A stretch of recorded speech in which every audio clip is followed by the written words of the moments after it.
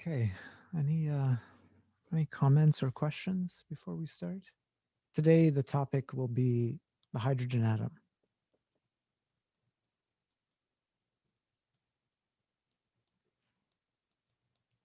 Which is another one of the few quantum systems which can be exactly solved.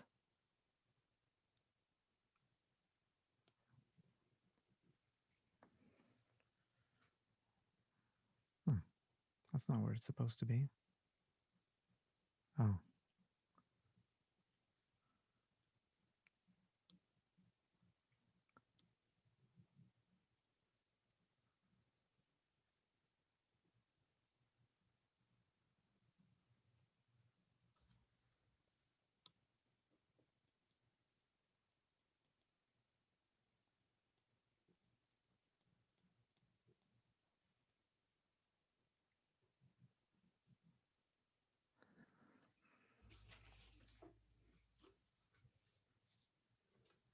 All right.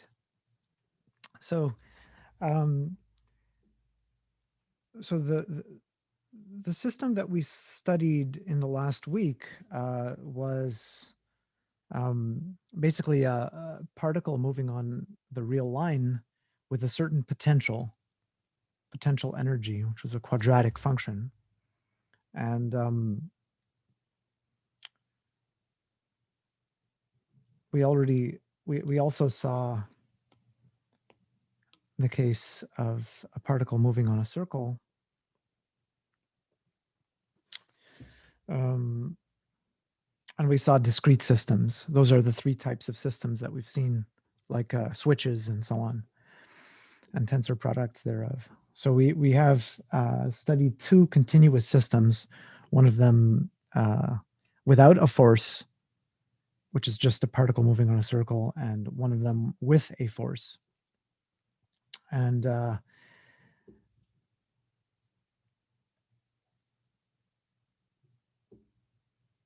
well, so I just want to mention a couple of things. So notice that in this case, we're studying a Hilbert space, which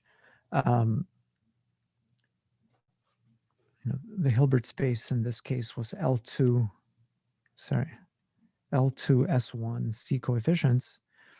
And this is isomorphic to little l2 on the integers. So square integrable sequences.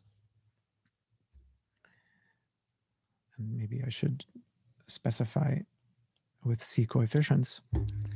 And we also saw that the Hamiltonian had a discrete spectrum with energy going up as n squared. So that the energy levels were spaced in this particular way, in this increasing sequence of squares.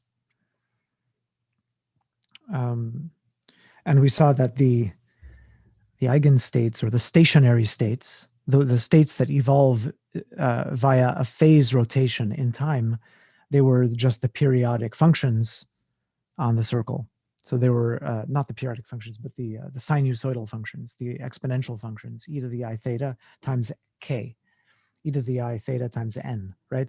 And so if the stationary states were e to the I n theta, then the momentum, when you apply the momentum to this, it's taking one theta derivative, which is bringing down an n.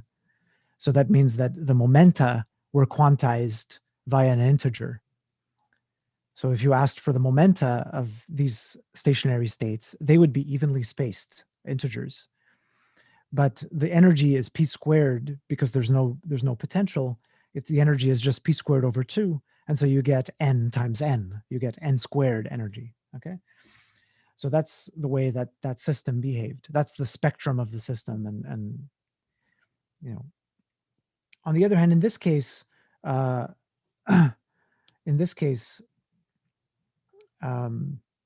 we still got a discrete set of eigenvalues, but the energies were an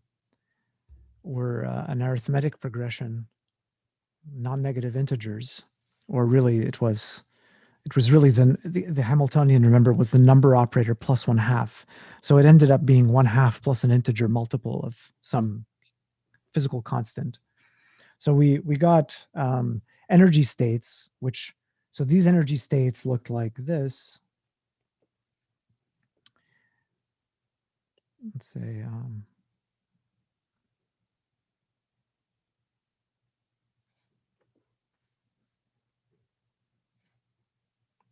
whereas these energy states look like this.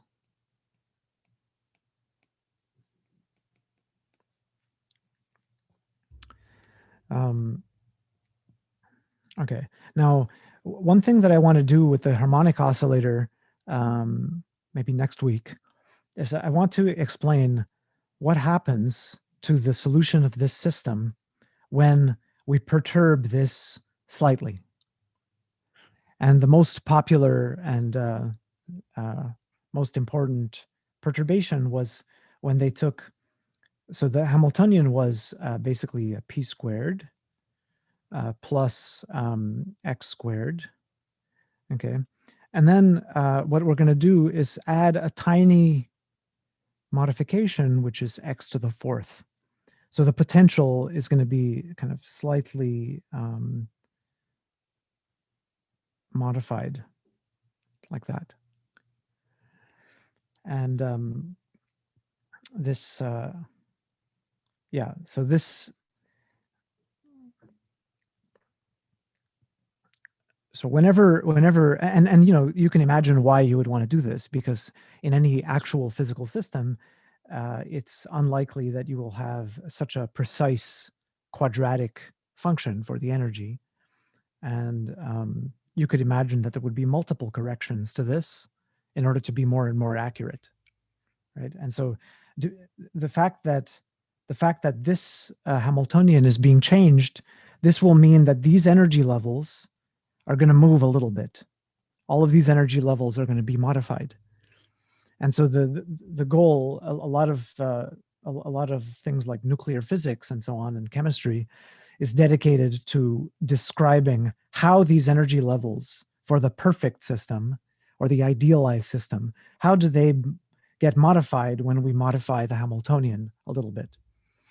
And it turns out that the right way to, well, it turns out that the useful way of approaching this problem is through what's called perturbation theory. So the idea is that you should kind of expand your solution, your energy, as a power series in epsilon. And you should try to solve term by term for how the energy level changes with respect to epsilon. And this computation can be arranged in many different ways. But one of the popular ways that physicists like to do this power series calculation is by introducing diagrams, which are called Feynman diagrams. And so there's a diagrammatic expansion for computing this energy level as a function of epsilon. But it's really a formal calculation. It's a formal power series. And this formal power series is interpreted as it is a so-called asymptotic expansion for the answer. So anyway, the point is that if we deviate from the harmonic oscillator, the system is no longer exactly solvable, but it is solvable by perturbation theory in the sense of approximation. You can approximate to some extent the result using perturbation theory. So the game in quantum mechanics is often to solve certain perfect systems, this being another one of them, and then to study how that system changes on perturbations. And there's many different ways to perturb it. And so each of these examples represents like a huge subject of possible perturbations that you could explore. And so that's why they're not just kind of like isolated examples. They are somehow prototypes for perturbation theory. Anyway, that's the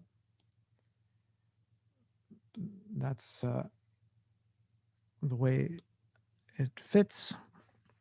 So, right. So let's. I'm going to present the standard analysis of the hydrogen atom, and then next week I'll talk about how this hydrogen atom explains, the behavior of chemistry, like the behavior of the periodic table, why things are arranged in that way. So okay.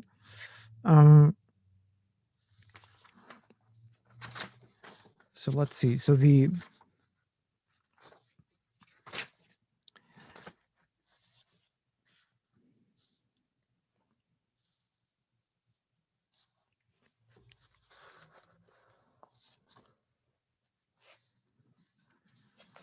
I want to.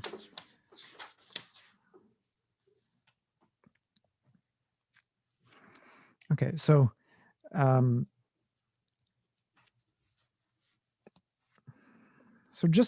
so what is the hydrogen atom? I mean, again, this is not a derivation. It's just an inspiration for why the hydrogen atom system was proposed. You look at the classical system. The classical system is a particle moving in R3. At the origin of R3, the classical system, this is just for guidance, is that we have R3. We have, and this is the non-relativistic hydrogen atom. And so we have R3, we have a proton, a positive charged particle, which we assume is non-dynamical. We just assume that it's stuck there at the origin and will never move. And we have a particle that we have moving around, which has a negative charge. And remarkably, this thing does not just move right into the center and stick onto the proton. That apparently does not happen. So classically speaking, there's an inverse square law for force between the two. So there's a 1 over r squared force pulling it into the center, and yeah, and it it has p squared kinetic energy. So that is it. That's all that is happening. This tells us what the Hamiltonian is. The Hamiltonian is the kinetic energy plus the potential energy. And that's how we're going to produce our Hamiltonian. So P, the momentum, so this P, sorry if I was being a little bit too brief, but this is the momentum, the linear momentum in three-dimensional space. So P is really Px, Py, and Pz, and this P squared is really the Euclidean norm of this. So it's P squared really means the sum, Px squared. Okay. And we've already done one-dimensional momentum operators. We've already seen, let's see, how did I write it?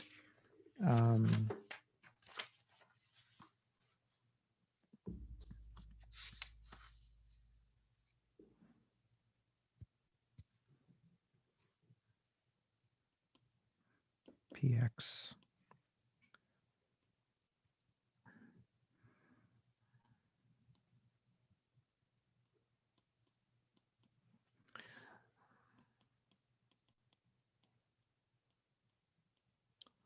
So we know what these operators are. These are the operators these are the self-adjoint operators which generate which generate translations in three-dimensional space. And so this tells us right away, well, at least that gives us a hint, a guidance for what the Hamiltonian operator should be. So this leads to the proposal of a Hamiltonian operator. Well, okay, the proposal is what?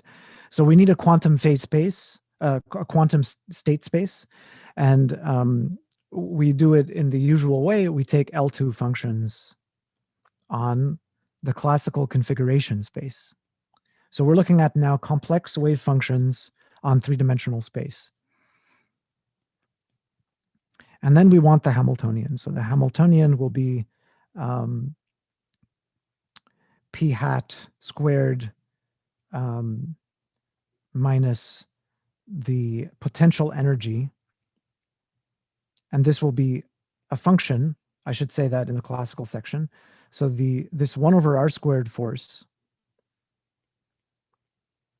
Sorry, I'm mixing things up a little bit too much. Let me try to clean things up. So the potential V of r is minus 1 over r.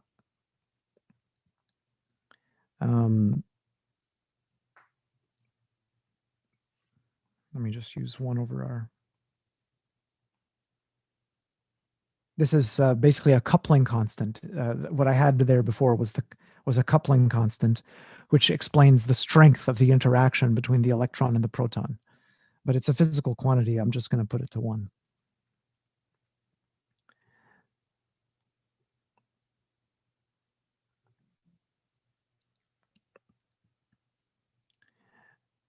And so it makes sense to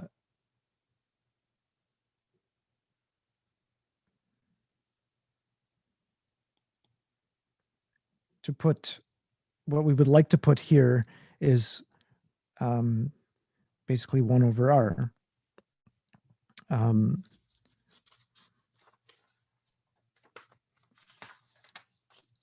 over r in some way. Well, okay, maybe remember how this worked. So this was the potential in the case of the harmonic oscillator. The way that x was promoted, the way that the function on configuration space was promoted to L2 was by multiplication. So the function x, the function p got promoted to a differentiation operator, but the function x got promoted to the multiplication by x. So this will be promoted to multiplication by this function. So I'll just write it as m 1 over r.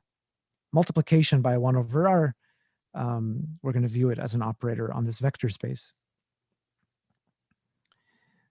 Okay. And so this is let me put a 1/2 here. And so this will be 1/2. There's a minus sign coming from the fact that these are being squared, and I get I squared. But look at what I get. I'm going to get the square of all of these summed together.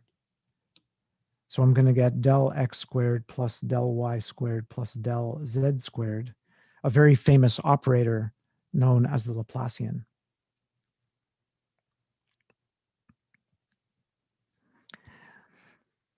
So the Hamiltonian is really simple. It's minus 1/2 Laplacian minus 1 over r.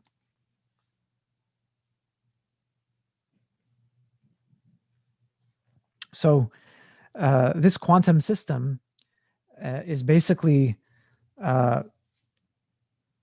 well, it's basically related to the study of this very famous operator, the Laplacian. And it also has, well, if you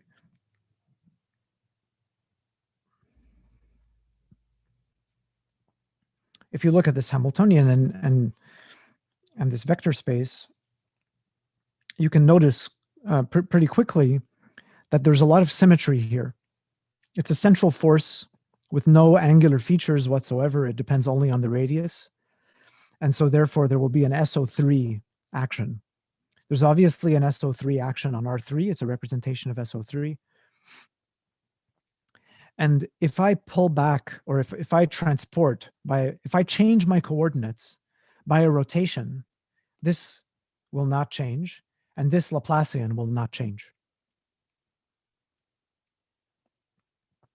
So that means that the three-dimensional rotations will commute with this Hamiltonian. Okay. So, well, okay. So what does this mean? This means, for example, that the eigenspaces. So what we really want to know is what are the eigenspaces of this operator, because we want the stationary state so that we know how they evolve in time. And the point is that the stationary states, the eigenstates of the Hamiltonian, if I apply a rotation to them, they will remain eigenstates.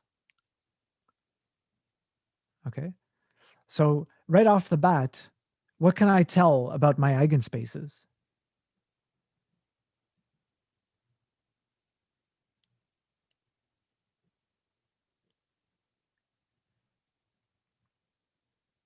What can I tell about my eigenspaces for this operator? This operator will have it will have infinitely many actually, but it'll have many eigenspaces for different values of the energy.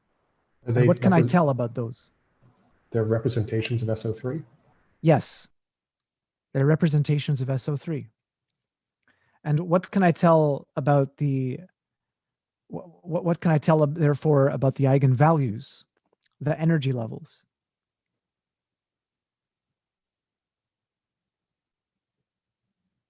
This is a really important fact. If the eigenstate, let's say I have energy 3.8. So there's an energy level of the hydrogen atom of level 3.8. What you just said is that the eigenstates for that energy level are a representation of SO3. So that means that there's potentially more than one state with the same energy, which means that there's going to be a degeneracy of the energy. That's really important, right? Because if I start putting energy into my hydrogen atom, right, that means that, that there could be, there's a degeneracy of states. So whatever the energy level diagram is going to be,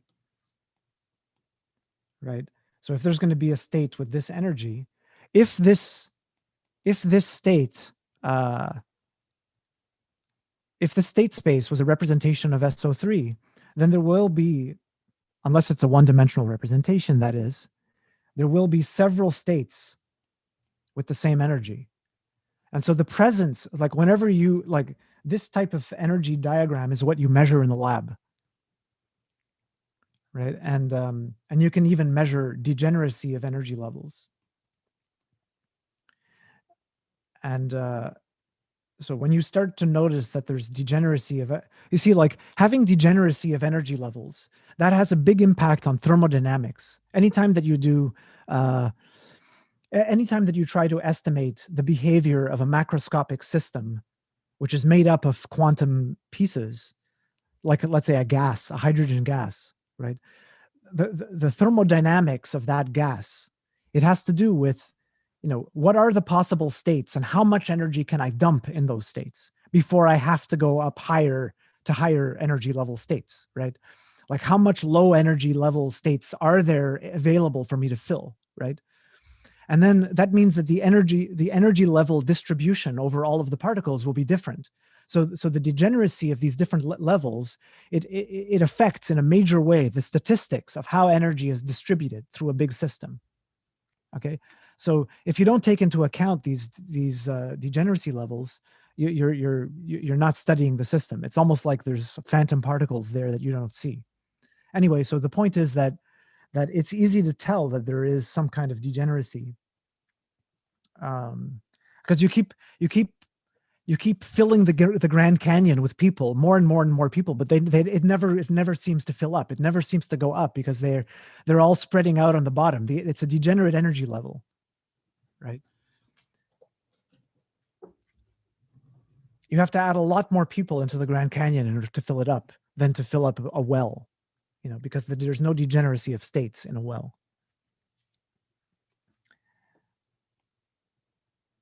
So the representation theory is given as an explanation for why there is so much degeneracy. It's because of the presence of a symmetry that there's the degeneracy. Okay, and this is the trick that is used to generate Nobel Prizes all the time. So there's a physicist who's looking at the energy levels that the experimental people are generating.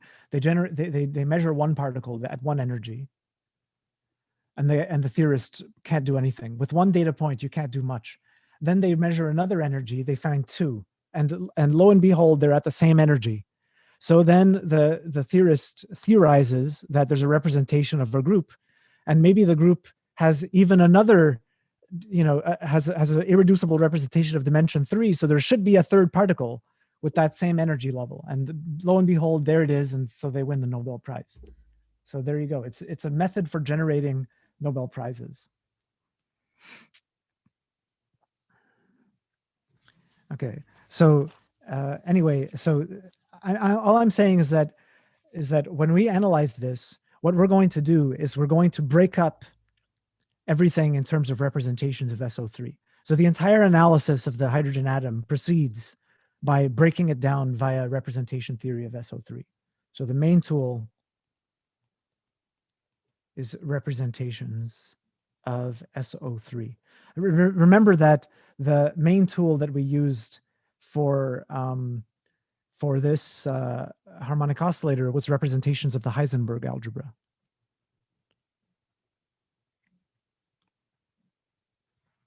Okay.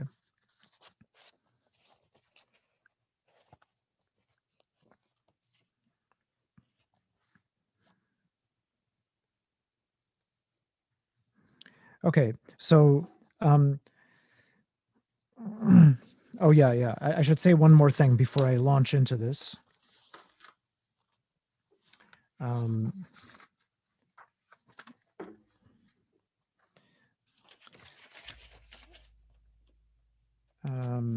And I should say that the first thing that we're going to do is we're going to separate variables into radial, cross spherical. So we're going to use we're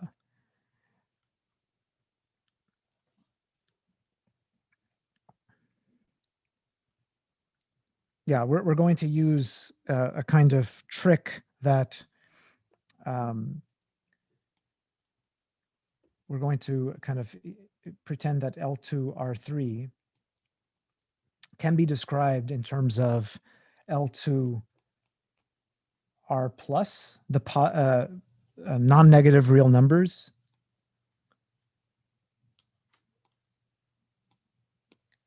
tensor product with L2 of S2.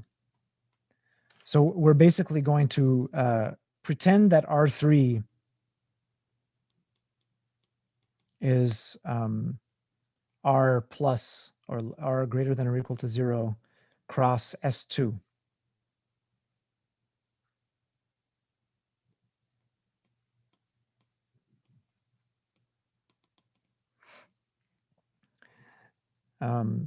So basically what this means is that we're going to, and this tensor product is not a very precise statement. There needs to be some kind of completion done, but basically we're going to express our Hamiltonian as the Laplacian, or sorry, -1/2 times the Laplacian times 1 plus -1 tensor multiplication by 1/r. So we're going to, oh, sorry, I switched the order. Let me switch the order.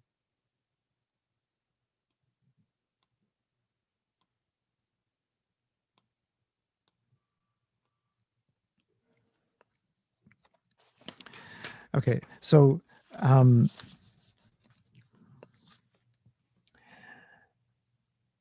under this strategy, we're going to need to study the Laplacian on S2 first. And so what this turns out to mean is that this will be the study of a free particle on the two-dimensional sphere. Okay, so the study of the hydrogen atom is intimately related to the study of the free particle on the two-dimensional sphere. And we're going to do this first, and then we're going to use that analysis in order to describe the particle in R3. Okay, Gina, you have a question? Sorry, going back to earlier, so is it because the Hamiltonian commutes that it's like a representation of SO3? So yes, the SO3 acts on R3. So it will act on this space L2 of R3, because any function on R3, I can pull it back by the action of the group. But this function, this function, and this function, they are invariant under the action of R3. They're rotationally invariant. And as a result of that, this operator commutes with all of the operators generating SO3. So the SO3 transformations, those are unitary operators on L2, and those unitary operators commute with the Hamiltonian. And so therefore, an eigenspace will be sent to itself by SO3, and therefore will be a representation of SO3. We're going to see that each, just as in the harmonic oscillator, well, we're going to see that each of the eigenspaces of the Hamiltonian is going to be a finite dimensional space. So it turns out that this infinite dimensional space is going to separate, it's going to decompose into a sum of irreducible representations of SO3, each of them finite dimensional, which we classified already. And each of them will have a certain energy level. And so, yeah, our job is to figure out what these energy levels are. Okay, so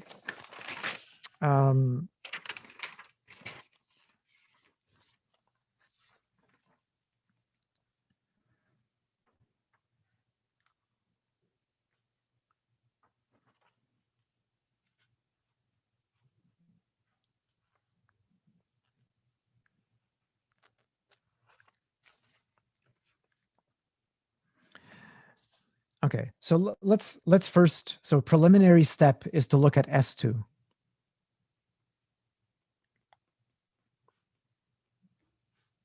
Free particle.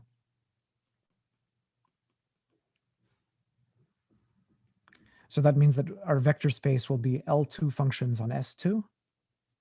Think of S2 as being inside R3, the unit sphere. And the Hamiltonian is just going to be the Laplacian, minus the Laplacian.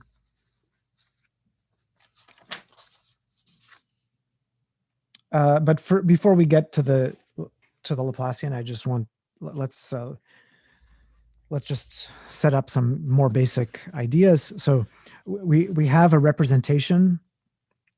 So SO3 acts on S2, and therefore it acts on V. So let's use generators L1, L2, and L3.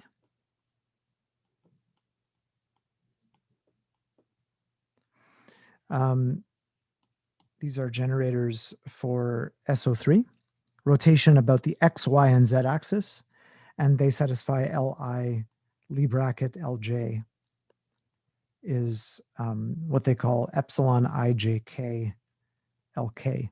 This epsilon ijk just means that it's equal to 1 if these are in the cyclic order 1, 2, 3, 2, 3, 2, 3, 1, so on. But if you switch them, if you do a switch, then it becomes a -1. So this is just a typical notation that is used. And okay, and the way that this representation, so the representation rho of SO3 on L2 S2C is the following, that if we take an element in SO3 and act on a function, we're going to get another function.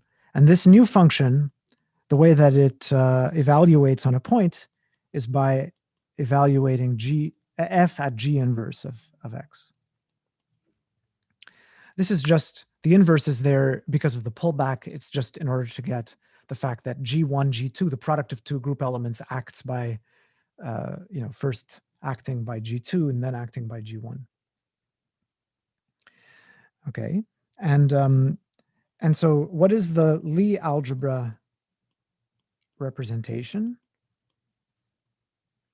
So if I take rho prime of L1, let's say, how does L1 act? This is going to be the derivative at time equals 0 of f e to the minus t times, just exponentiating that, acting on the point x1, x2, x3 in R3. Say this is like a point in S2.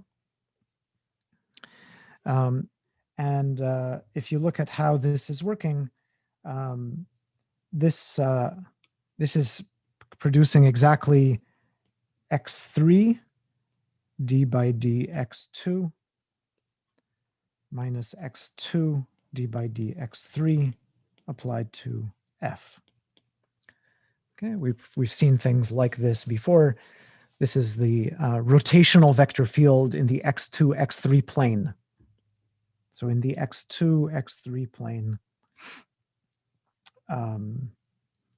we have a vector field that looks like this. So this is rotation about x1 axis. And similarly, rho prime of L2 is x1 del x3 minus x3 del x1, and rho prime L3 is x2 del x1 minus x1 del x2. So we have our Li algebra representation.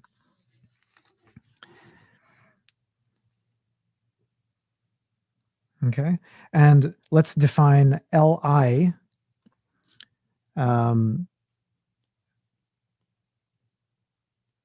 Rho prime Li. These are self-adjoint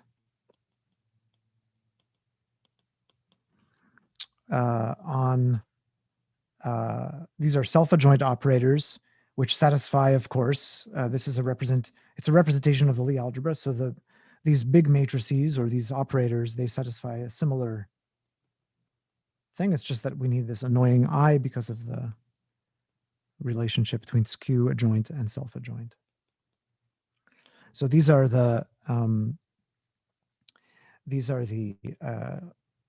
so-called orbital angular momentum observables.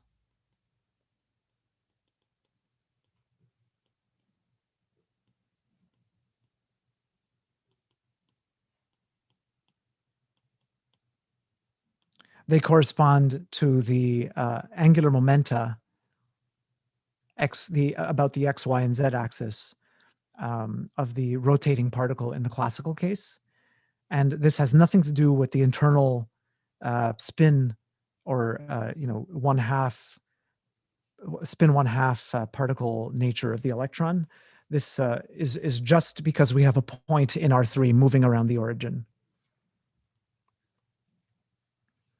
Okay, so these are observables coming from the SO3 symmetry, which are available. And then what we're going to do is we're going to focus on L3. This will be our the generator for a U1 symmetry about the z-axis. So this is about the linear, this is the angular momentum about one of the axes. The purpose of focusing on this is to find a little U1 inside our group, which we're going to use to determine weights. This is useful for computing weights. Okay, and then we're going to use raising and lowering operators, just like we did for SU2. This is the same strategy. We're going to define L plus and L minus to be L1 plus minus I L2.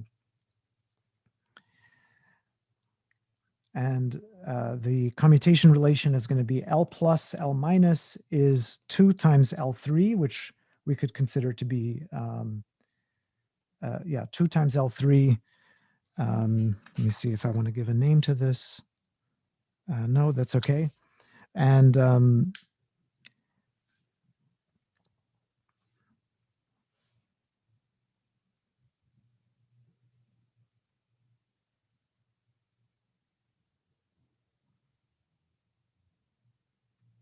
yeah, okay. And so this is how we're going to analyze our representation. We're going to an irreducible representation. What will it look like? What is the appearance of an irreducible representation? Is that we're going to have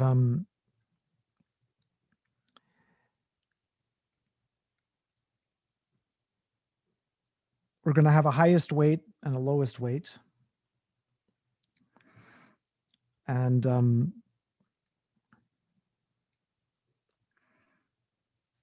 the eigenvalues of L3, those are integers in our way of, remember L3 generates a U1 action, and the eigenvalues of the generator will be integers, the charges for the U1 action. So this thing will have eigenvalue 2 times an integer, which makes sense because we're dealing with SO3, not SU2. And so that means that we're going to have some highest weight 2L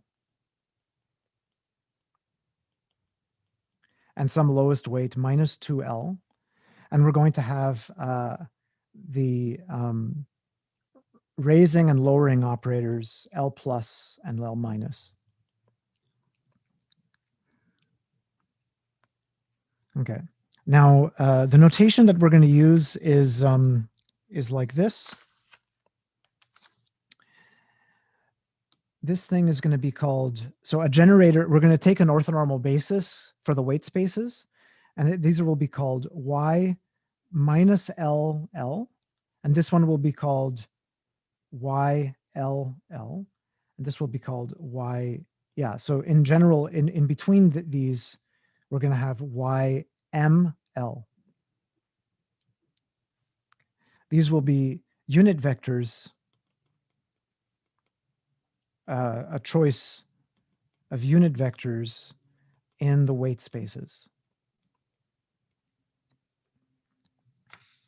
Okay, and the challenge will be, the challenge number 1 is to determine these YLM inside L2 of S2. We want to know what these functions are, which make up this representation. And, you know, are they really in there? Are they really in L2, these things? So the way that we'll find this representation, we'll use the same strategy as before.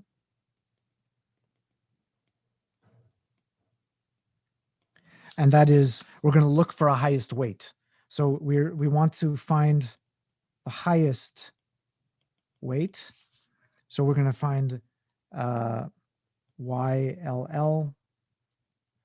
And what does this thing have to satisfy? First of all, it has to be killed by L plus. And second of all, I want it to be a non-trivial eigenvalue with the eigenvalue L, suppose, for L3.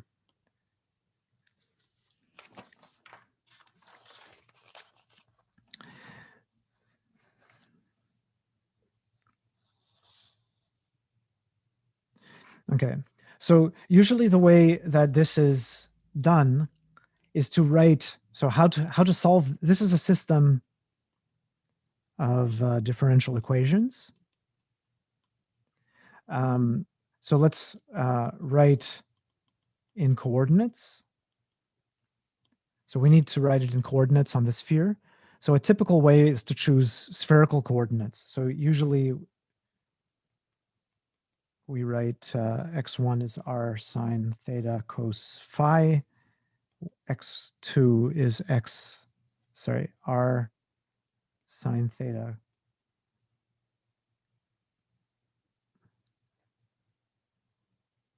sine phi, and x3 is r cos theta. So we have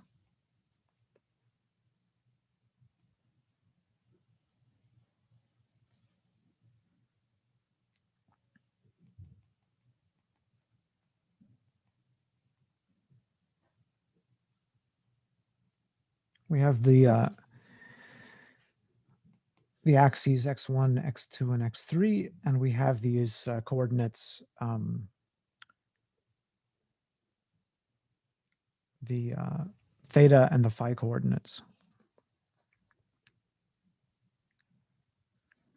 Okay, and then we can write L1. L1, remember, was I rho prime L1, which we wrote out as I x3 del 2 minus x2 del 3. And if we write this out, this will be I sine phi del theta plus cotangent theta cos phi del phi. And the same thing goes for L2 and L3. L2 can be written as I with a minus sign cos phi. Oh, sorry, maybe I'll do it this way.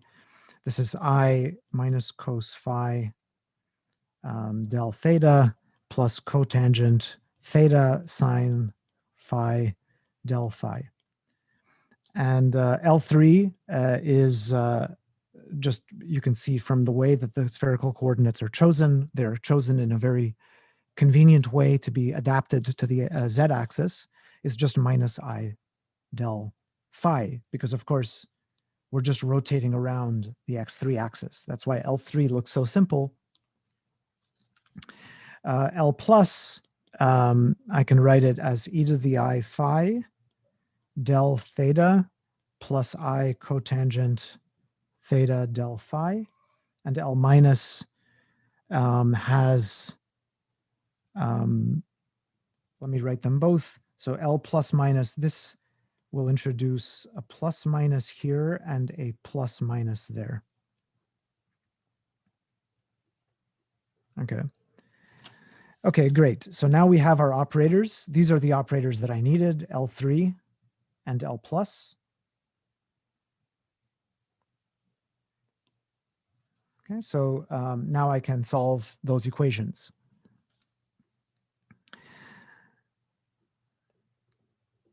So the first equation is L3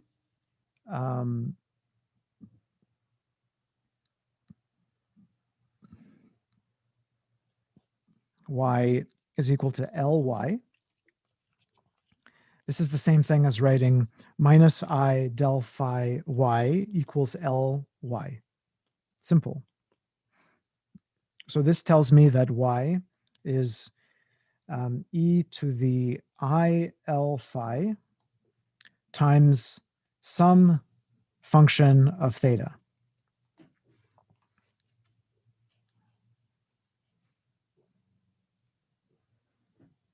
So far, so good?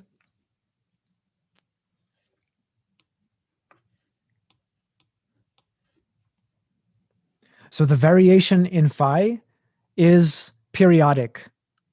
It has this periodic behavior in phi. And then there's some function of theta, which we need to figure out. And the second equation will be of help in doing this. So second equation is L plus y equals 0. So it's a highest weight. So it says that del theta plus I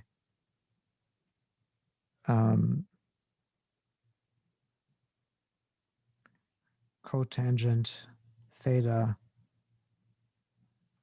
Sorry, where did it? Oh, there it is. Del phi y is equal to 0. If I plug in the above, I see that y is an eigenstate of del phi. So this is going to be the same thing as del theta minus L cotangent theta times f is equal to 0.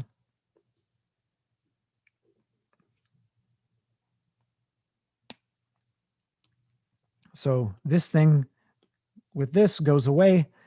This passes over to the f of theta. So it's really just an equation on f, which is great. So now I can solve this. So this implies that f is some constant times the sine L power, Lth power of sine theta.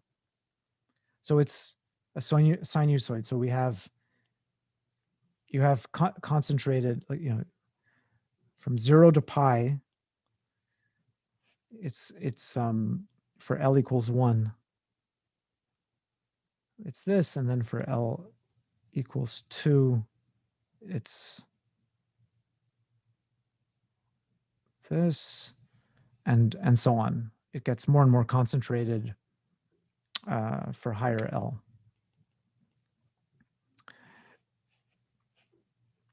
So you can see kind of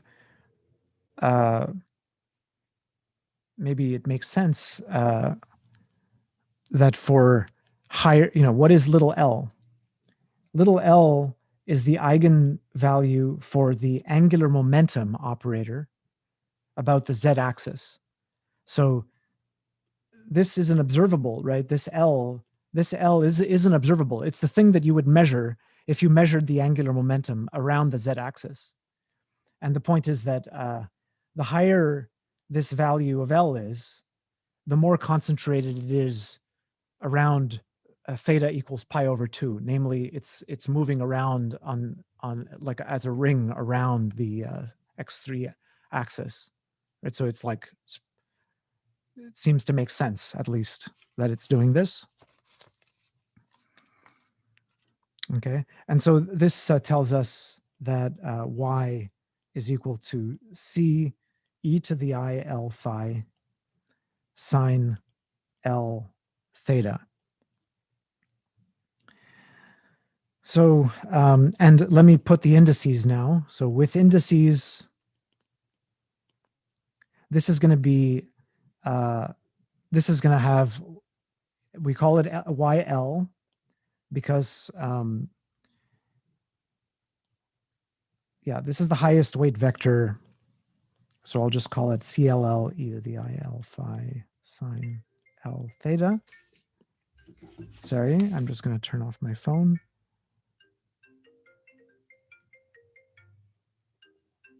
Okay, I turned off my volume, but it still doesn't want to stop. There is no way to stop it.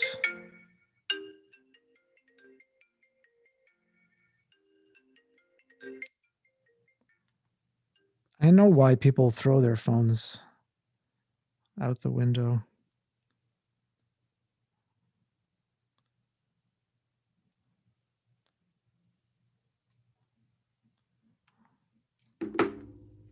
Still couldn't figure it out. Okay, so this is the highest weight vector. This is a highest weight vector in the 2L plus 1 dimensional representation of SO3. Okay, this is the result. This is the main thing.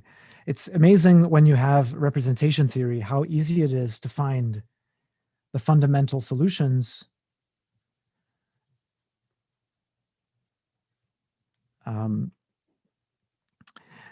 and now we can generate from this one, and there's going to be one for every L, right? So what this is saying is that on S2, if you look at the L2 functions on S2, you will find every irreducible representation of SO3 will be inside here, every single one of them, because we have a highest weight vector sitting inside there.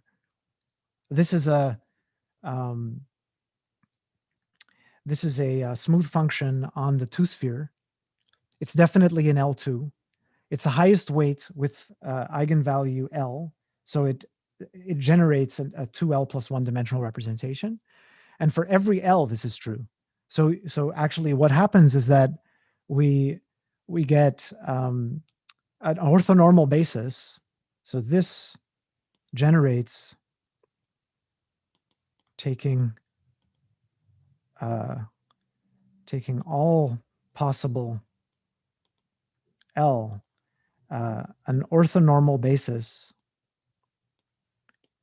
for L2 S2C.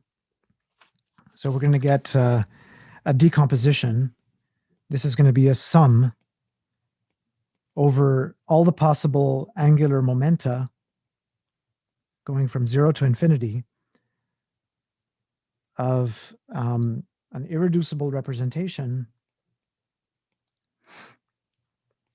with highest weight with dimension 2L plus 1. And this is a representation of SO3. And this will be an orthogonal direct sum. Okay, now, and I should say that in case it wasn't already clear, the inner product is just the integral of f bar g sine theta d theta d phi. You learned how to do integration on the sphere. That's what it is. And so now we can go crazy, and we can generate all of these unit vectors.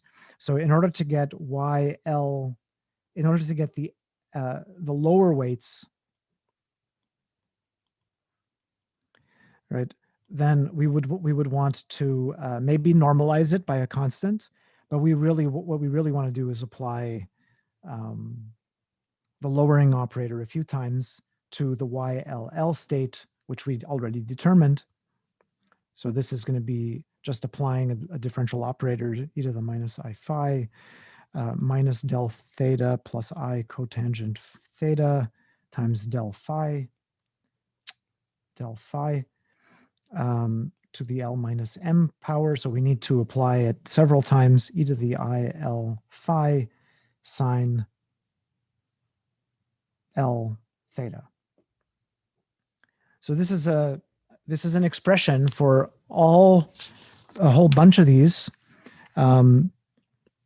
Let's determine a few of them. So this is usually chosen. You may choose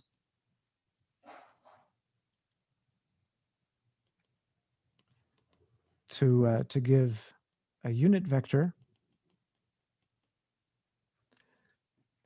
There's a conventional choice, which I'm going to explain in a moment.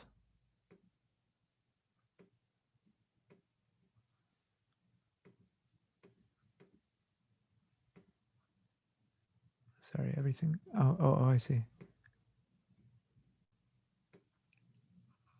Okay, so let's do some examples. So for L equals 0,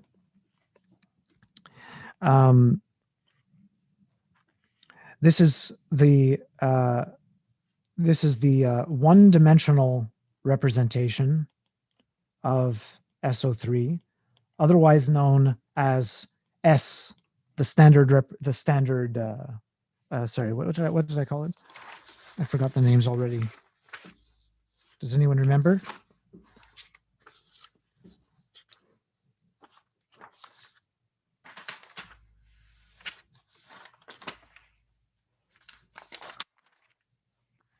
The sharp representation. So here we have only the highest weight. There is no lower weight because it's one-dimensional. It's sitting right in the middle. It has angular momentum 0 around the z-axis. And so all we want is something. So that means that this thing is going to be sine to the 0th power, which is 1, e to the 0th power, which is 1, and this, which needs to be a constant, so that the integral of the norm squared will be equal to, over the two-sphere, will be equal to 1. Well, the integral of the area of the two-sphere is 4 pi the last time I checked. And so that means that we would want this constant to be 1 over the square root of 4 pi. So we get 1 over the square root of 4 pi. That's it. That's the first, that's the sharp state. Now let's increase the angular momentum. L equals 1. So this is the three-dimensional representation of SO3, the one that everyone is usually familiar with, which is called P for principal.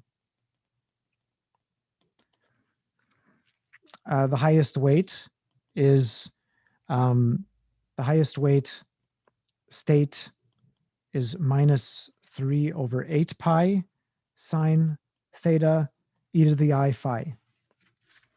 And now I'm going to apply the lowering operator. So I'll get y0, 1.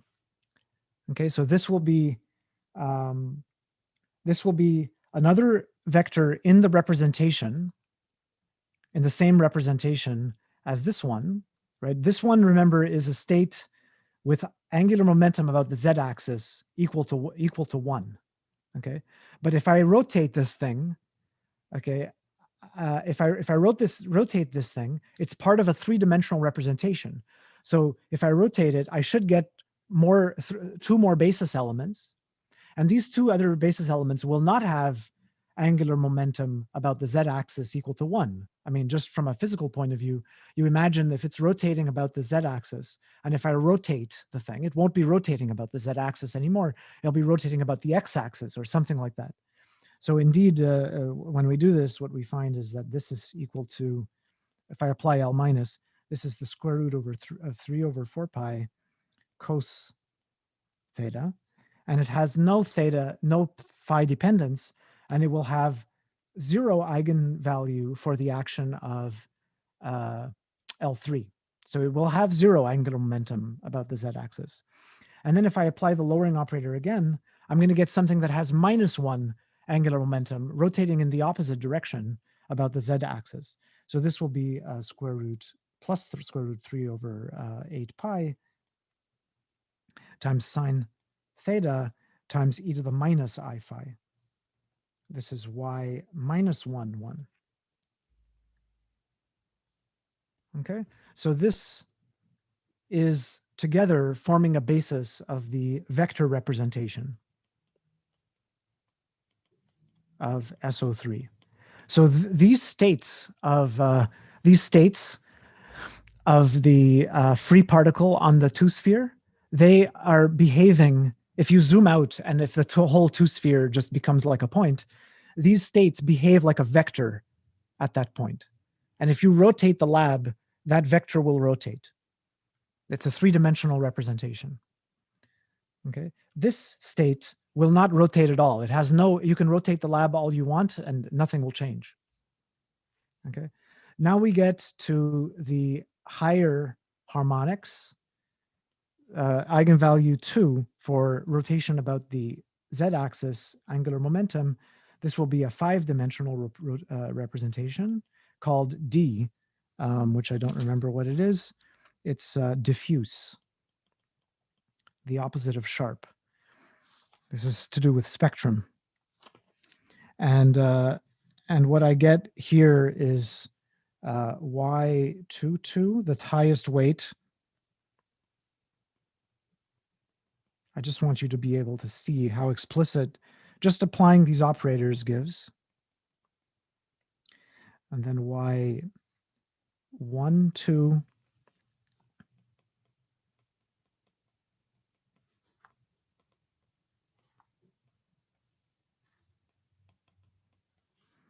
and y02 is going to be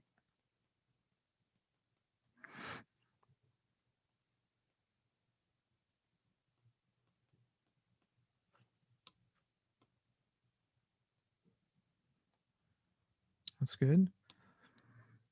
And y minus 1, 2.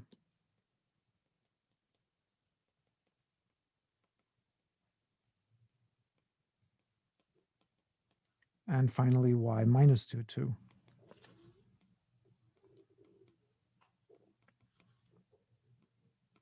Here's your sine squared theta again, but it's e to the minus I2 phi. So we have our 5 basis vectors. Okay, and in this way, you could just you can create all of them.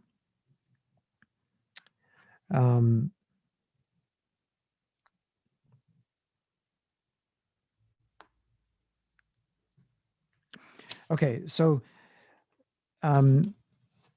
here, so this is the reason that I have to cover this is because you're not taught, usually you're not taught what the Fourier transform is for the two-sphere. You're taught only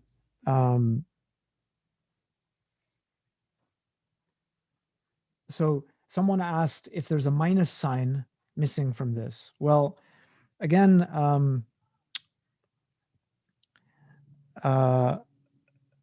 well, I don't have a minus sign in my notes, but of course that doesn't change the fact that it's a basis vector and that it's a unit vector.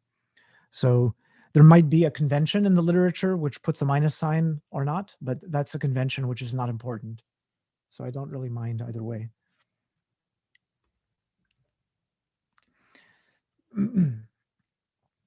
So what I was saying was that this is the Fourier transform for the two-sphere. If you have a function on the two-sphere, you can decompose it into these eigenspaces.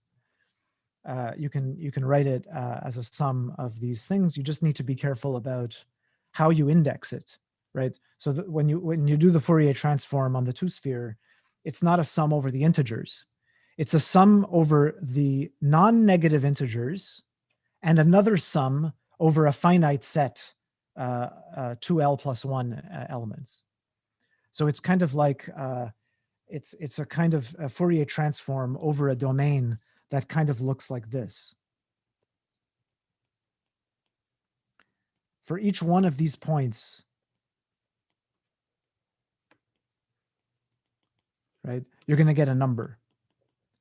And you have to sum over a number, you know, there's going to be, the Fourier transform will be an L2 defined on all of this. The only thing you need to be careful of is also what the norm is exactly for this L2. But anyway, I'm just trying to emphasize that this is just like the Fourier transform. And these basis functions are called spherical harmonics.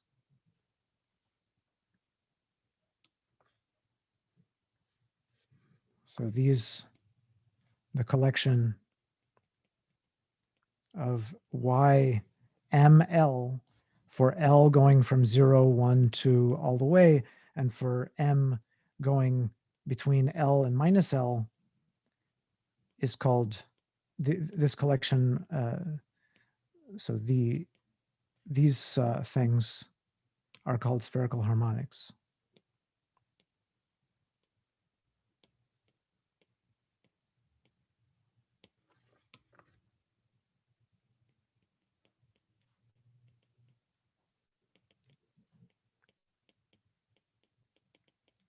Okay, and well, the funny thing is that we didn't even yeah, okay, so let's keep going. So we've got our spherical harmonics. Now, something that you studied in the assignment was the idea of a Casimir operator. So SO3, so in any SO3 representation, there is a so-called Casimir operator,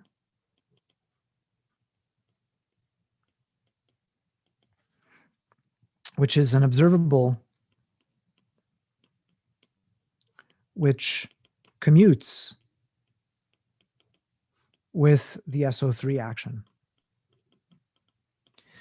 And The reason is that you can build it in the following way. So this thing is called L squared.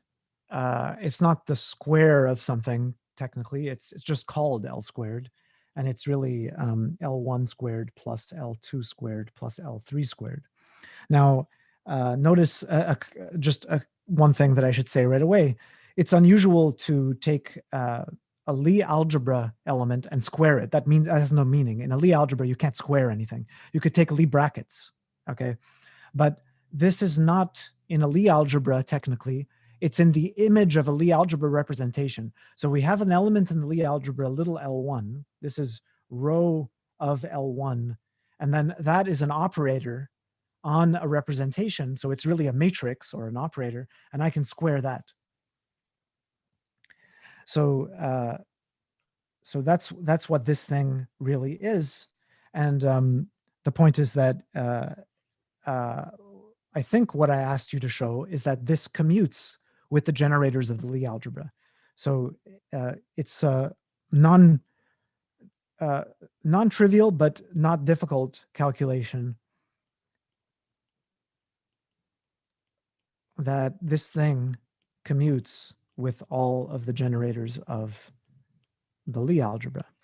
And so it commutes with it. And the other thing is that it's a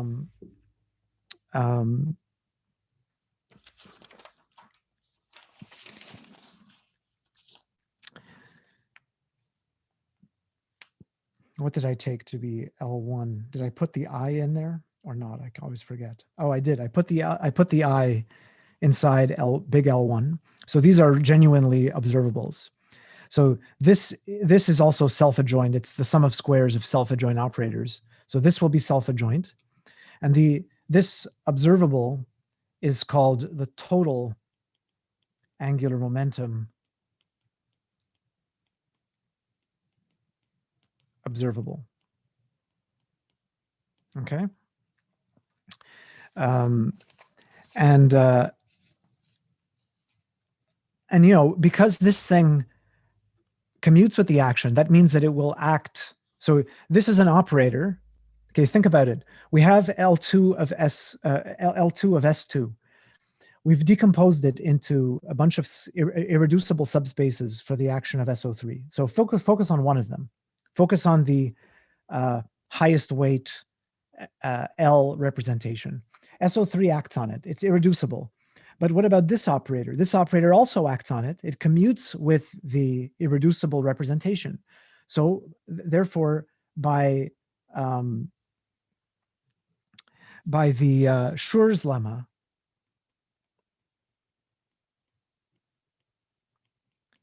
L2 must act by a scalar on any of the YL irreducible representations. Okay, so which scalar is it? What is the so-called total angular momentum? Okay, and the answer is, well, okay, a clever way of doing it is to take L2 and to write it in terms of the operators that we used to do the classification in the first place. So we could write L squared as L plus, L minus L plus, because remember L minus and L plus were L1 and L2 plus an I. So there's this will give you something like L1 squared plus L2 squared, but it will also have a commutator which gives L3. So we're going to need to kill the L3 part, and then we're going to add the last part. So I did this as a replacement for this. These are the same based on this this here. This where is it? Here.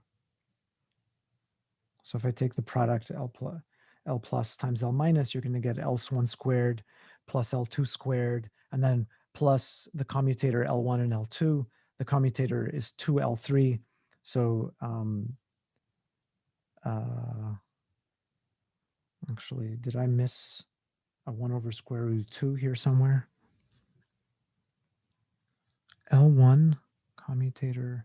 Oh yeah, sorry. L1 commutator L2 is I times L3. So the cross term will be exactly L3 with a minus sign. And then I just kill that L3 by adding it back. And then I get an L3 squared. So that's L squared. And if I apply this to, for example, YLL, which is inside this irreducible representation,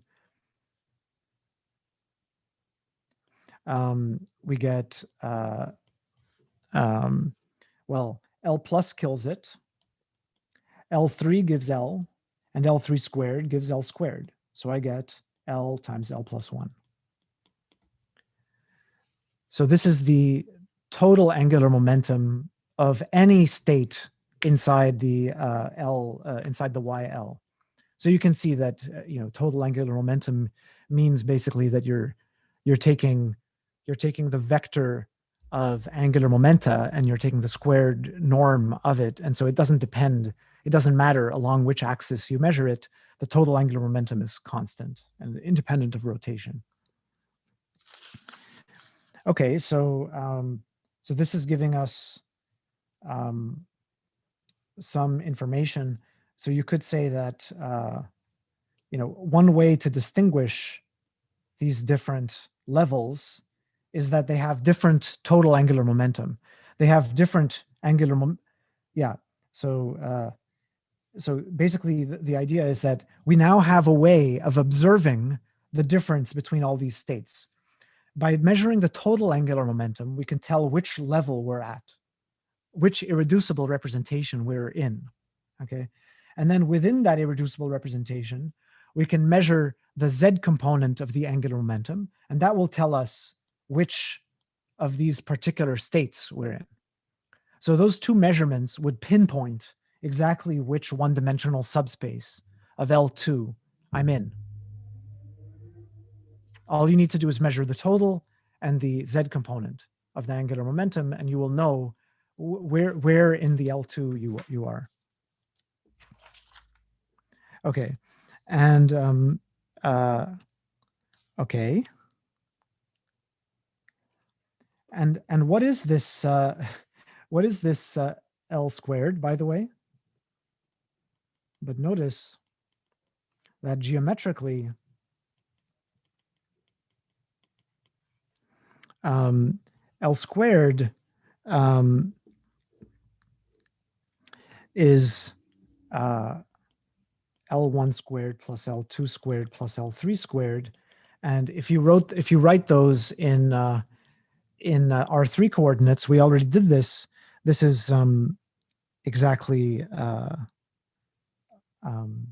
del x1 squared plus del x2 squared plus del x3 squared. So it's exactly the Laplacian. Or if you wanted to write this in terms of spherical coordinates, you would get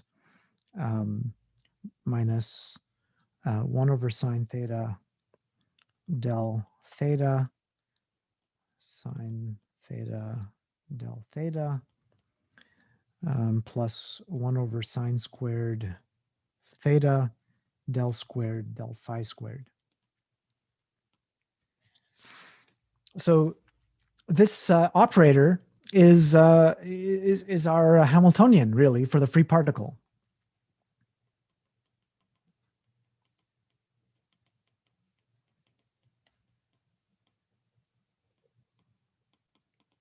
Why is it? I mean, this is strange. I'm calling it the total angular momentum, but it's also the energy. What is going on? What's going on is just that L squared is it's called total angular momentum, but it's really the square of angular momentum. And the square of momentum is energy for a particle that has no potential energy. It's the square of the kinetic energy. So, sorry, it's the square of the total momentum. It's the sum of the squares of the linear momenta, in this case, in the angular momenta. And so it's giving the total kinetic energy. It's just that we didn't divide by m. The mass is 1. So this means that that we now have a complete understanding of the free particle on S2. The free particle on S2 it has all these states. These states are basically, this is energy, and this is angular momentum L3. Maybe it's worth drawing this. So the spectrum of the free particle on S2 is going to be like this.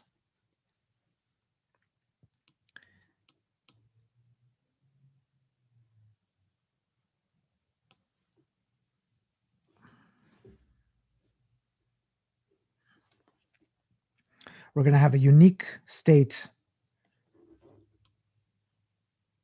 with energy 0 and angular momentum 0.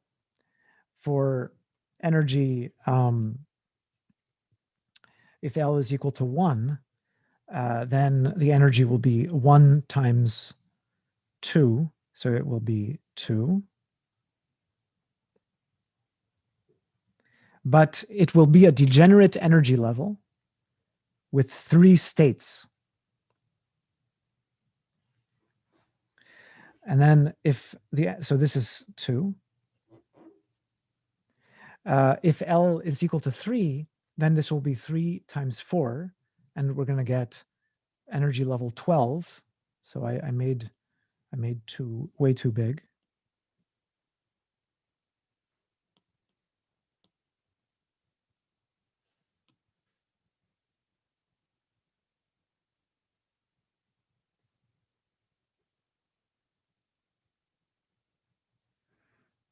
And this will be degenerate with 5 degenerate states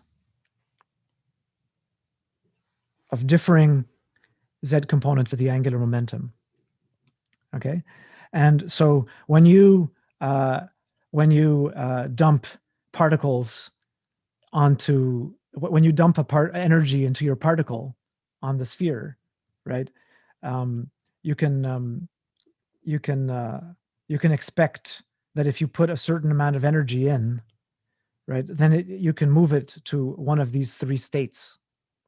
And if you rotate your lab, then it will move among these 3 states. So this is a kind of poor picture. It's only a picture of the spectrum. Really, there's a 3-dimensional space in this picture here of taking different linear combinations of these 3 basis elements. And then there's a large energy gap to go to the next state, and so on. So there's going to be a tower of degenerate states like this. Okay, and by the way, and if you're doing an electron, and if you do not, you don't couple it, there's no magnetic fields of any kind, there's no coupling to the spin, whatever, then the point is that this vector space will be tensored by C2 because it has an internal state space which is uncoupled to anything going on here on the sphere, and so each of these states will count for a 2-dimensional space instead of a 1-dimensional space. So there would be 2 states of the electron. Let's say that you could put it up and down into this state. So there's really, each of these becomes really a 2-dimensional red line rather than a 1-dimensional red line. Okay, is that clear so far? Does the picture clear for S2? Totally clear for S2. Shouldn't it be 2, 6, 12? I'm sorry? Shouldn't the energy be 6? Sorry. 6 is the next one. I apologize.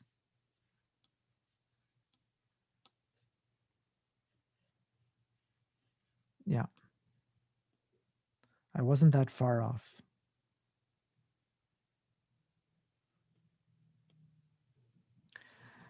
Okay.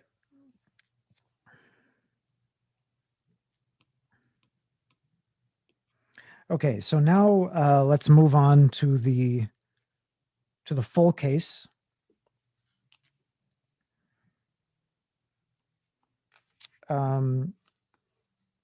I should Actually, maybe what I should do is write the physical constants in here in case those are interested.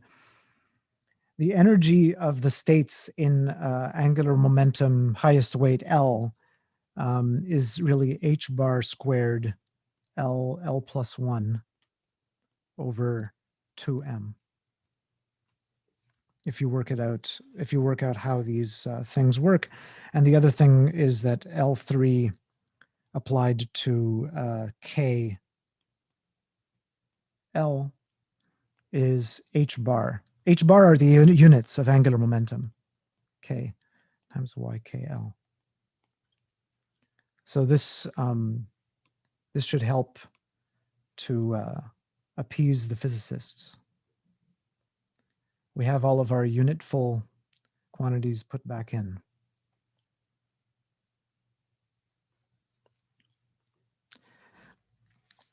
Okay, so now we have free particle on S1, free particle on S2, and the harmonic oscillator. So now let's do the hydrogen atom.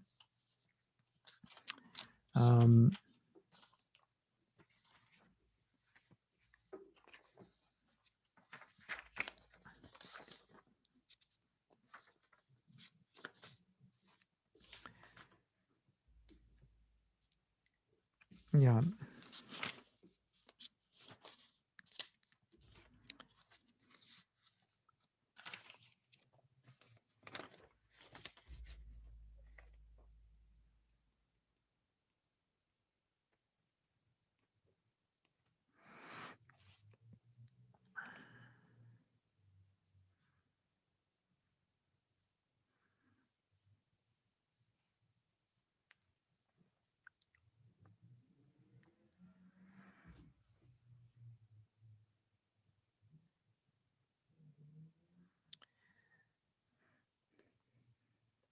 The Hamiltonian is, as we wrote before,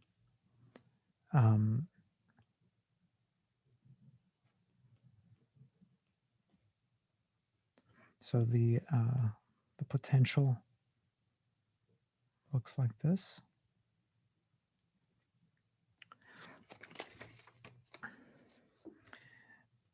And this is really in the radial direction.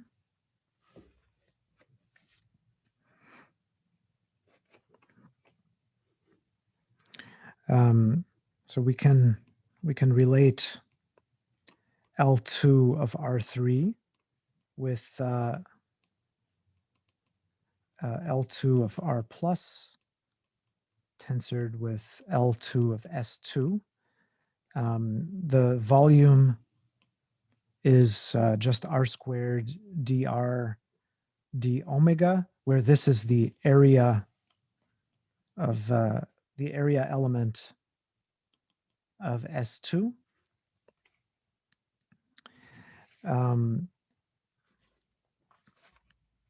this operator is the R3 Laplacian.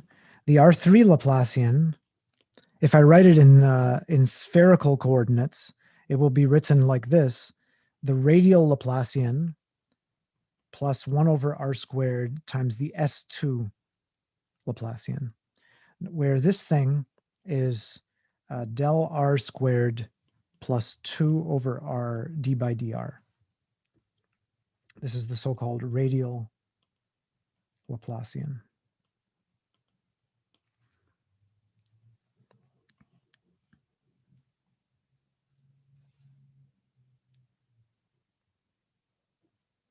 Okay, and the separation of variables idea is that we will look for solutions of the form R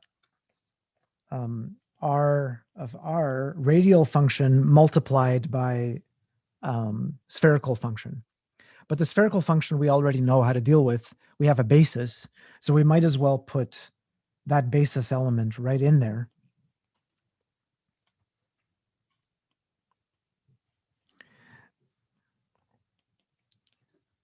So you could say this is like an ansatz for the solution, but really it's just coming from the fact that we can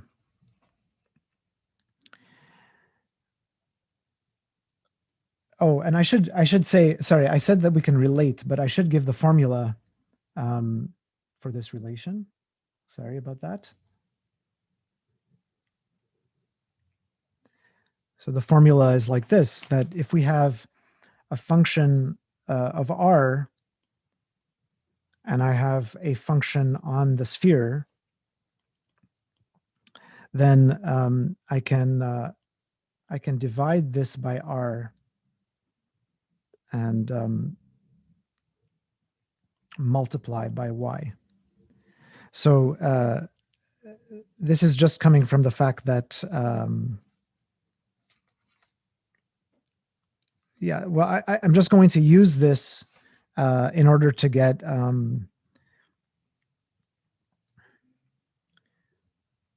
this is what I'll call R.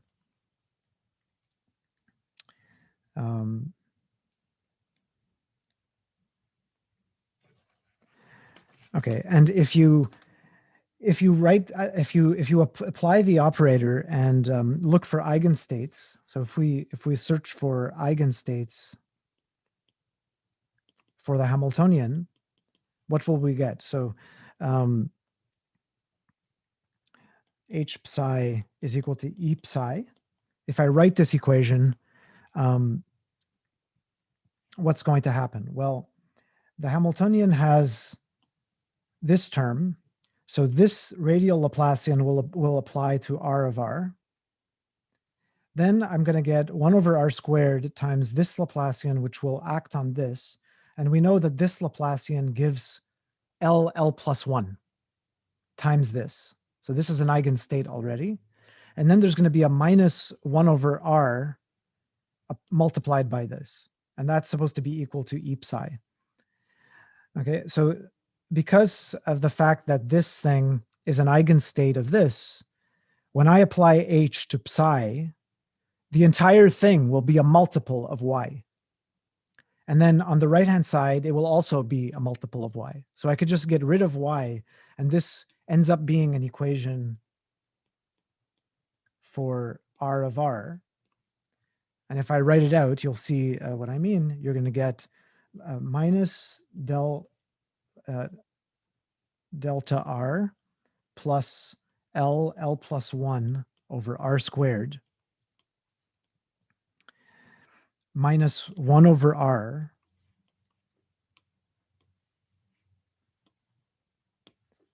applied to R is equal to ER. So we get an equation for like an eigenvalue equation for the radial component of the solution. As long as we can solve this equation, then we have an eigenstate for the Hamiltonian.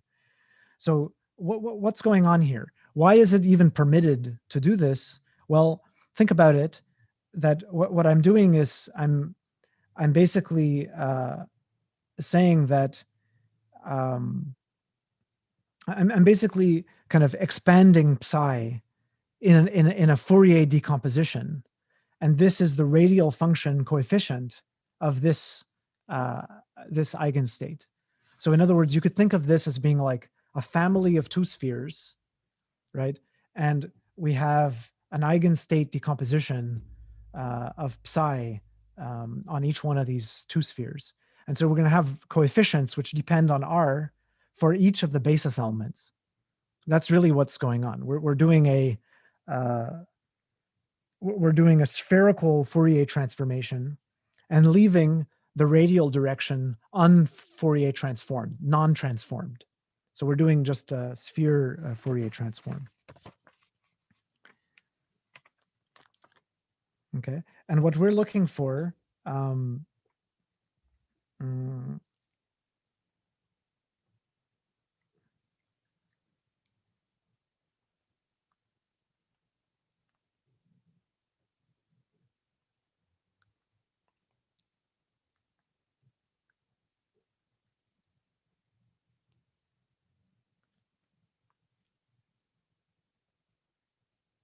sorry, let me just explain one thing. So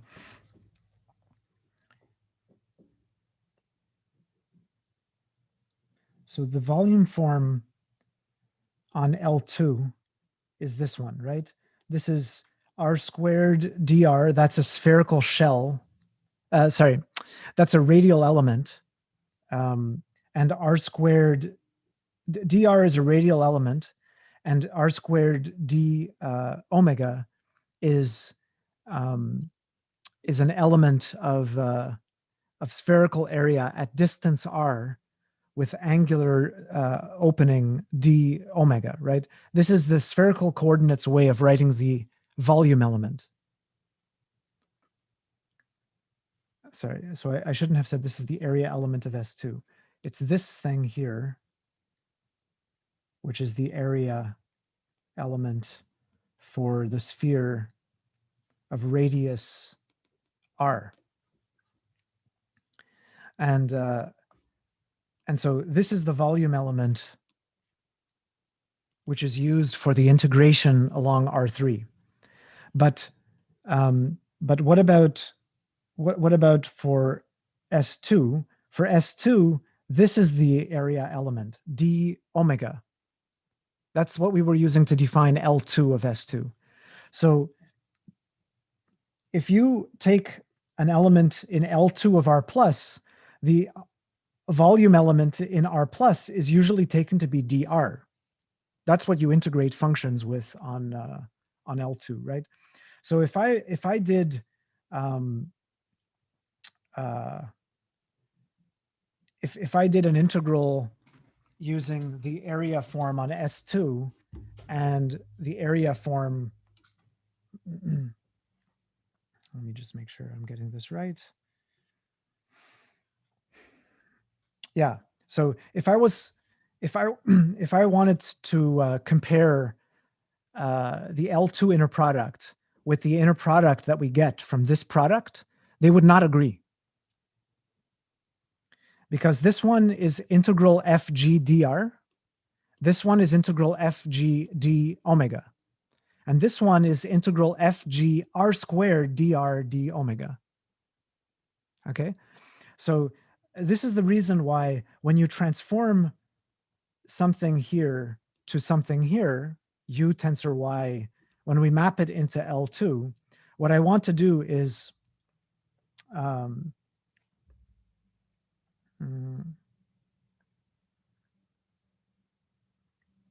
you see, yeah, so I'm not sure in which direction to explain it. I want to take this element and divide it by r, right? So that when I take two of these objects, like if this is f and if this is g, right? If I take f times g and integrate, right, on R3, I'm going to multiply by r squared, which is going to get rid of the r here and the r for v. Okay. So I'm just pointing out that that when we look for solutions, we're looking for L2 solutions in R3. So what what we're making use of is the L2 S2 information that we have. So we've reduced it now to a problem of a problem on R plus, but the point is that when we find a solution here, we're looking for solutions R, which are such that when I multiply by R, this thing should be inside L2 of R plus. I don't care if R itself is not in L2, okay, because eventually I'm interested in this thing being a radial function on R3, and in R3, I'm multiplying by R squared when I integrate that radial direction, which means that each function, all I care is that R times it is in L2 of R plus. I'm sorry, that was a little bit confused, but I'm hoping that you get the point. So in other words, it's okay for this thing to have a singularity at the origin, as long as when I multiply by R, it's in L2. Or another way of saying it, what I care about is that this thing must be in L2 of R3. We want this to be in L2 of R3, and this is the same condition as that. Okay. Okay, so all that remains is to solve this equation. So this is an ODEs. Actually, you usually solve this equation in a course on ODEs because they planned it that way.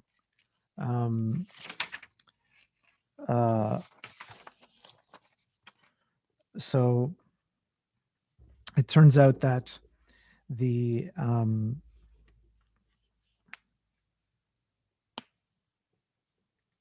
yeah, let's so for each L,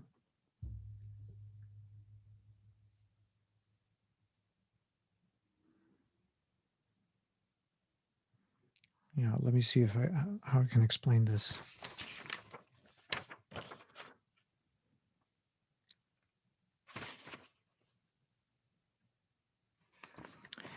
For each L, we have one of these equations. So I just want to point that out, right? So we have an equation to solve for each L. So that means that as we go up 1, 3, 5, in the state space, okay, each one of those irreducible representations hides, okay, a whole bunch of solutions to this equation for different values of the energy. Okay, and so the eigenvalues which occur are, let me put in parentheses the physical constants.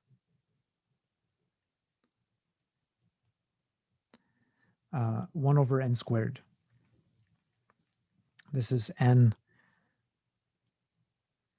So n goes from L plus 1, L plus 2, and so on.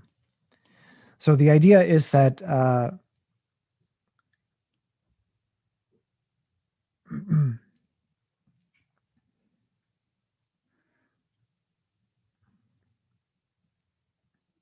yeah, let me not try to explain at every step. Let me just give a bunch of information. So the eigenfunctions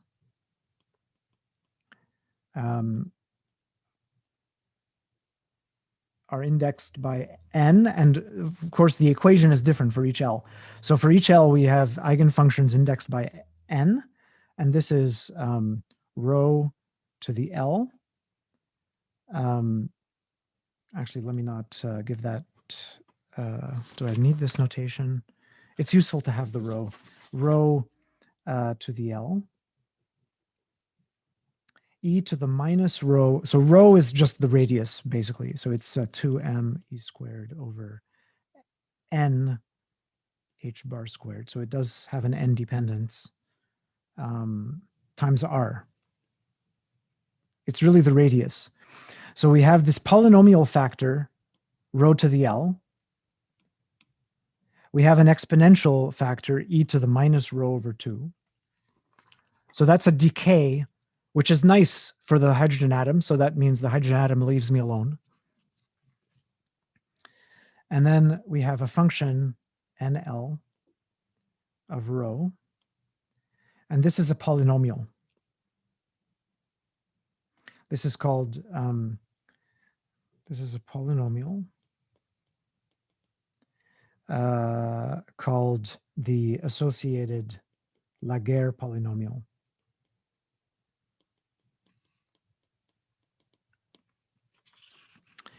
And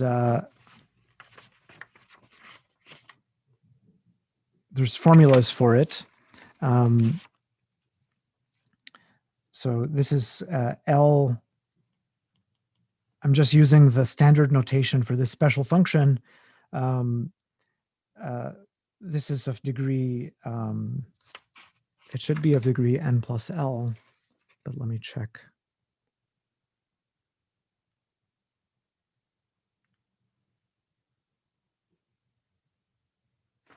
Or an n plus L minus 1. Let me not So where L n k is 1 over n factorial sum n factorial. This is from I is equal to 0 to n factorial over I factorial k plus n, choose n minus I times minus x to the I. It's just a polynomial, but it has a fancy expression.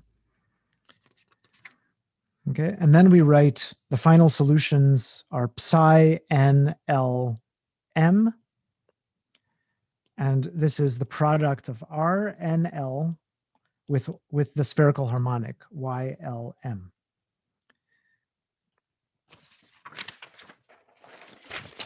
Okay, and just to give you some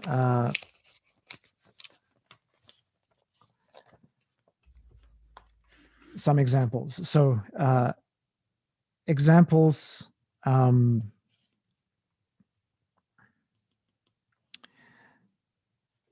Okay, so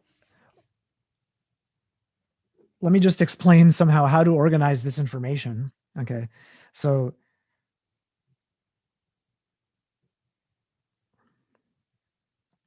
I'm going to draw the diagram in the standard way in which it's normally drawn. So there's energy here. Okay, and remember that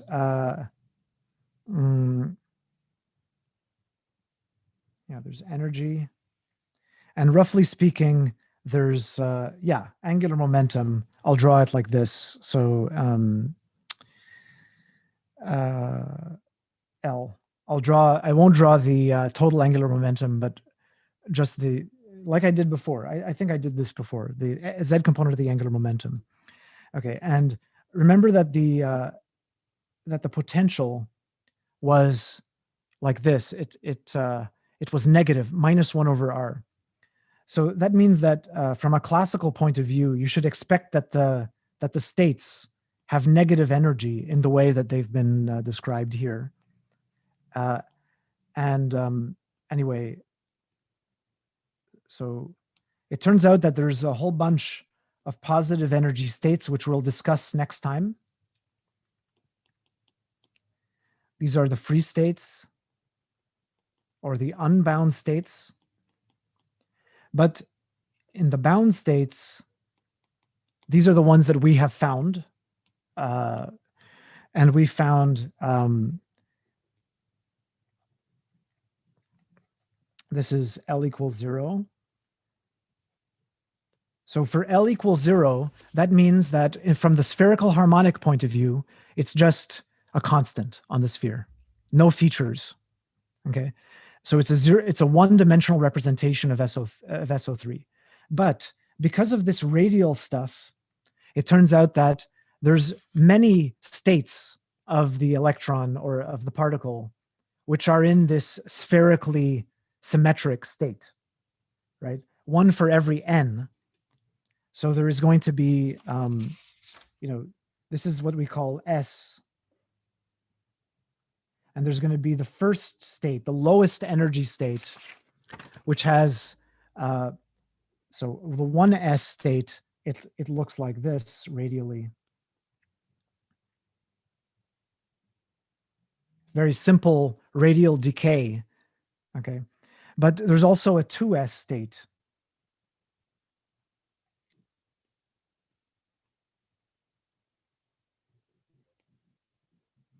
This one does this.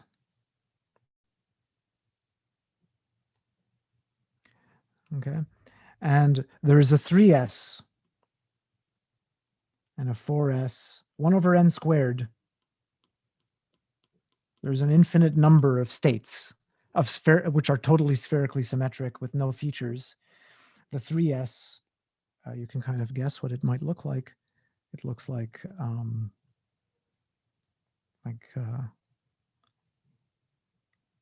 this. Oh dear.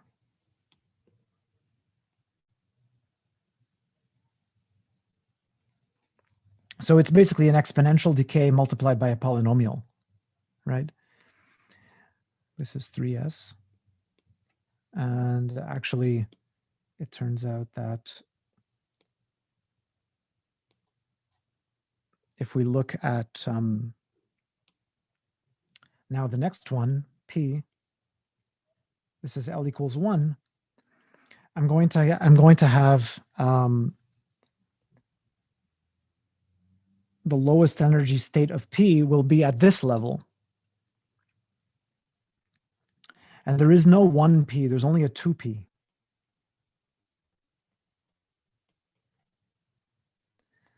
Okay, and 2P has this type of behavior.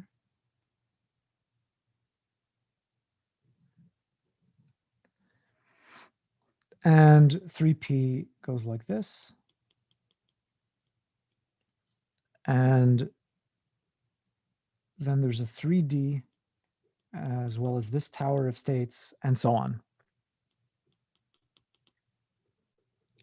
Okay, so now in this diagram, what are we looking at? We're looking at the energy levels. Let's say if we focus here, each one of these is a one-dimensional representation, and each one of these is a three-dimensional representation. Each one of these is a five-dimensional representation.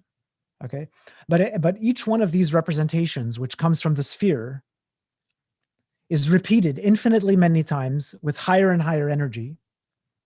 But the energies, they cannot go up infinitely high because then it will escape the electron. It will escape the electron if you put too much energy. There's a maximum energy that you can put in before escaping it from the proton.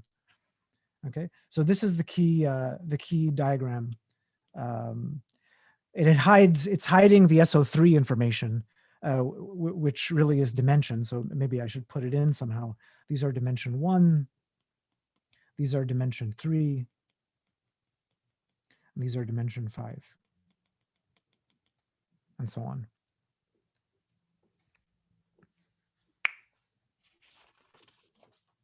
Okay, so okay, I'll leave it there, and we'll continue with the periodic table and this analysis, and I'll explain about these unbound states next week. But this is the first time that we're going to encounter an operator that has both a discrete and a continuous spectrum.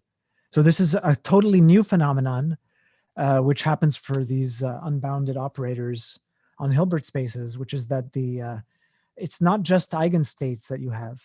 You have some things which are like virtual eigenstates, things that are not strictly speaking eigenstates, but which are still physically relevant things with a specific energy. Yeah, we'll see what that means next time. Okay. Have a good weekend. I'll stick around for a few minutes in case you have questions.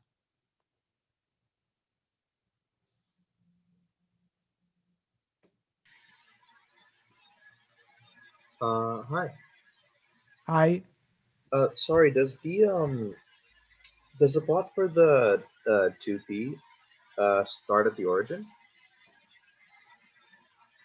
Wait, say it again. Does the plot of the 2P start at the origin? Yeah, r equals 0. That's all R equals 0. Yeah. All right.